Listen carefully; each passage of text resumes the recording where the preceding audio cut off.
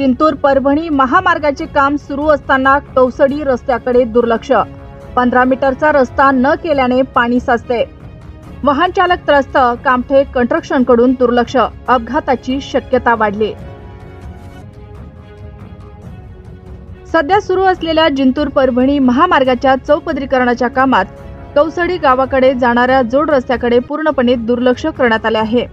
Kamthe construction कंपनीने केवळ मुख्य मार्गाचे काम करत असताना बोरी येथील कौसडी फाटा ते कौसडीकडील सुमारे 15 मीटरचा रस्ता पूर्णतः दुर्लक्षित ठेवला असून त्यामुळे पावसाचे पाणी साचते आणि वाहन चालकांना मोठ्या अडचणीचा सामना करावा लागत आहे। सदर रस्त्यावर साचलेल्या पाण्यामुळे वाहने घसरत असून लहान वाहनांसाठी ही मार्गिकाच अपघाताचे ठिकाण बनले आहे। काही ठिकाणी खड्डेही तयार झाले असून त्यात पाणी साचल्यामुळे त्याचा अंदाज येत नाही। त्यामुळे शाळकरी मुलं, ज्येष्ठ नागरिक तसेच 2 चाकी वाहनधारकांना या रस्त्याने प्रवास करताना धोका जाणवतो आहे। स्थानिक ग्रामस्थांनी अनेकदा याविषयी तक्रारी केल्या असल्या तरी कामठे कंस्ट्रक्शन कडून कोणतीही दखल घेतली जात नाही।